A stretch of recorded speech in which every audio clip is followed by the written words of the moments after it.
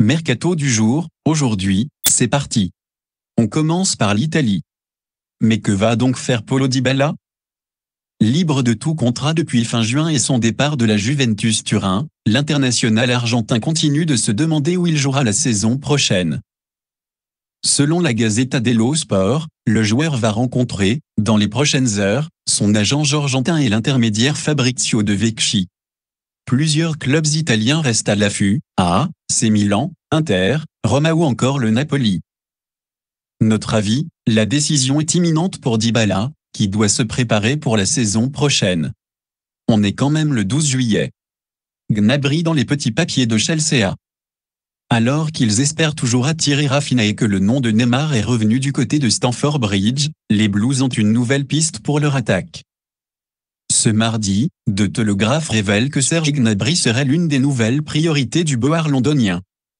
Chelsea attend de se séparer de Hakim Ziyech et Christian Pulisic avant de dégainer pour l'international allemand qui n'a plus qu'un an de contrat avec le Bayern Munich.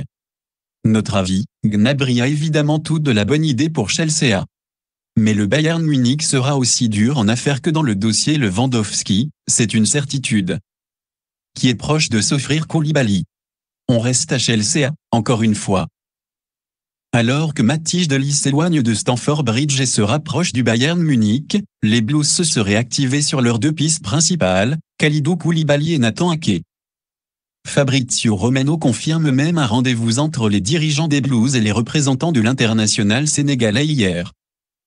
The Athletic et David Ornstein vont plus loin et annoncent qu'un accord autour des 40 millions d'euros aurait été trouvé avec Naples. Notre avis, Chelsea est tout proche de s'offrir son nouveau taulier derrière. Mais l'arrivée de Koulibaly ne sera pas la dernière dans le secteur défensif. Départ au rabais ou ultime opportunité à Manchester United pour Martial? Anthony Martial est à un tournant de sa carrière. Ces dernières heures, le Manchester Evening News évoque deux scénarios possibles pour l'international français. Le premier est le plus simple, un départ loin de Manchester, une option d'ailleurs privilégiée par le Board des Reds de Ville. Mais le quotidien mancunien estime qu'Éric Ten Hag souhaiterait relancer l'ancien Lyonnais cette saison.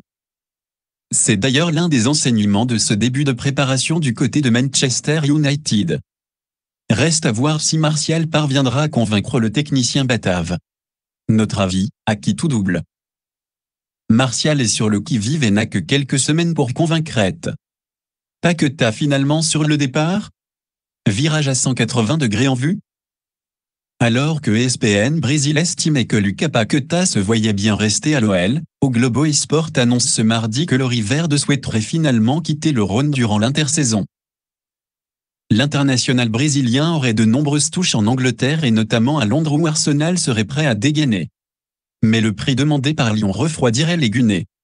Notre avis, le chant du départ aurait-il sonné pour Paqueta? Si une belle offre arrive sur la table du président Oula, on voit mal le Brésilien prolonger l'aventure entre Rhône et Saône.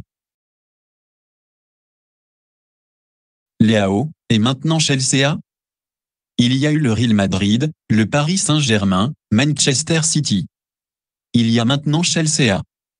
Auteur d'une grosse saison avec l'AC Milan où il a été nommé meilleur joueur de Serie A, Rafael Leao, 23 ans, serait suivi par les Blues. Dans son édition du jour, le Guardian révèle un intérêt de la part des Londoniens pour l'international portugais. L'ancien Lillois a une clause libératoire fixée à 120 millions d'euros. Notre avis, les intérêts pour Leao ne cessent de se multiplier, mais il paraîtrait très peu probable de voir l'attaquant quitter les Rossoneri cet été. Gay n'est pas pressé de quitter Paris. Alors que son nom revient avec insistance du côté de Galatasaray, Idrissa Gueye, 32 ans, ne souhaiterait pas quitter le PSG. C'est ce que rapporte l'équipe ces dernières heures. Le milieu sénégalais ne souhaiterait pas précipiter son départ avec la Coupe du Monde dans quelques mois et aurait des doutes sur le salaire qu'il pourrait percevoir en Turquie. Notre avis, même s'il ne souhaite pas quitter Paris, il est peu probable de revoir Gueye reporter la tunique parisienne. Embolo, priorité de Monaco pour son attaque. Le Rocher en pince bien pour Embolo. Révélée ces derniers jours, la piste menant à l'international suisse prend de l'ampleur en principauté. Selon les informations de l'équipe, l'AS Monaco a bien fait de Breel Embolo sa priorité pour renforcer son secteur offensif. Une offre de 10 millions d'euros aurait été transmise pour l'attaquant de la Nati, annonce Sky Sport. Le Suisse n'a plus qu'un an de contrat à Gladbach. Notre avis, un deal qui pourrait convenir à toutes les parties. Le Borussia renflouerait ses caisses. Monaco continuerait de blinder sa ligne d'attaque et Embolo pourrait s'offrir un nouveau challenge plus que bienvenu. La Juve repousse une offre du Bayern pour De Ligt. Pour l'instant, la Juventus résiste. Si Hassan Salihamidzic s'est déplacé dans le Piémont lundi pour négocier le transfert de Matthijs De Ligt, les médias italiens annoncent que l'offre du Bayern Munich, 60 millions plus bonus, aurait été refusée par les dirigeants de la vieille dame, qui souhaiteraient une somme entre 80 et 100 millions d'euros pour se séparer de son joueur. Notre avis, De Ligt pousserait en coulisses pour signer au Bayern. Si Salihamidzic s'est déplacé, c'est que le Bayern compte bien tout faire pour le recruter. Nani en Australie. L'ancien ailier international portugais de Manchester United, Nani, s'est engagé pour 2 ans avec le Melbourne Victory, a annoncé mardi le club australien dans un communiqué. Le joueur de 35 ans, 112 sélections, arrive en provenance de Venise, qui a terminé dernier la saison écoulée en Serie A italienne. Je suis très enthousiaste à l'idée de rejoindre la Ligue avec Melbourne Victory et je suis impatient de relever ce défi, déclare dans le communiqué Nani, qui sera sans doute trop juste pour jouer vendredi contre son ancienne équipe. Manchester United affronte le club de Melbourne en amical, dans le cadre d'une tournée de pré-saison en Asie et Australie. Notre avis, fin de carrière pour Nani, qui profite tranquillement de l'une de ses dernières aventures. Fin des espoirs de prolongation pour Mertens.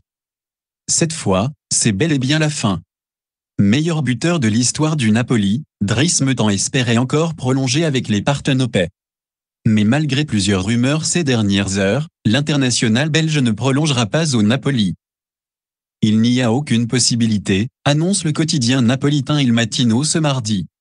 Le joueur de 35 ans reste donc sans contrat et libre de s'engager où il veut. Notre avis, même à 35 ans, Mertens libre, cela reste une occasion à saisir. Et Marseille en sait quelque chose.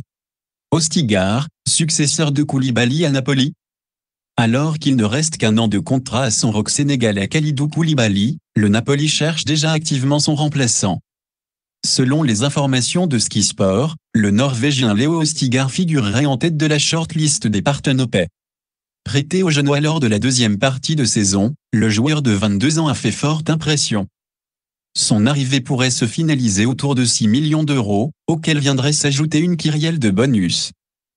Notre avis, Ostigard a toute d'une bonne pioche pour les Napolitains, surtout à ce tarif. L'OM vise toujours Verretou. En quête de renfort dans l'entrejeu, notamment depuis le départ de Boubacar Kamara, l'Olympique de Marseille continue de prospecter, notamment en Italie. Dans son édition du jour, le quotidien romain Il Messaggero annonce que l'OM est toujours intéressé par Jordan Verretou. Si l'international français ne souhaite pas spécialement quitter la ville éternelle, l'AS Rome, elle, aimerait le faire partir pour renflouer ses caisses. Notre avis, Verretou pourrait être une bonne idée pour Marseille.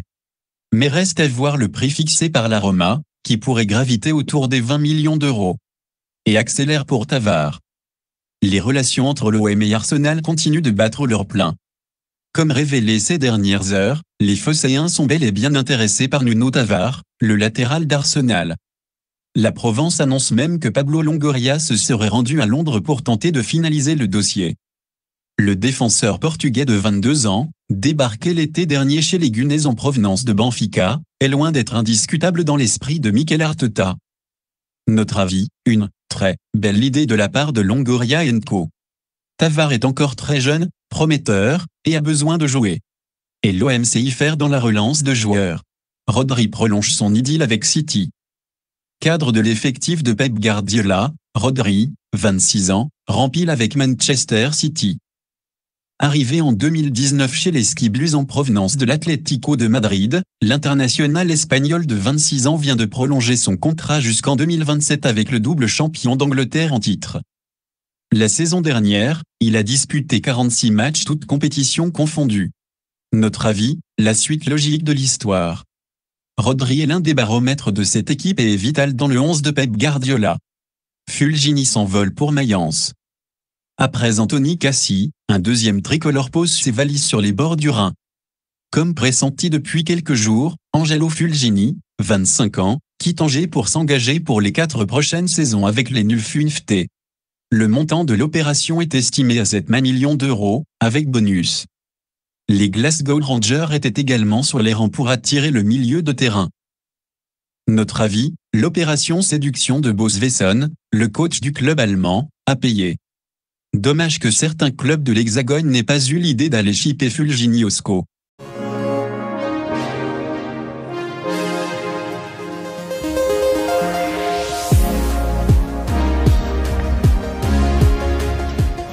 Hi Manser, bis bald, euer Angelo.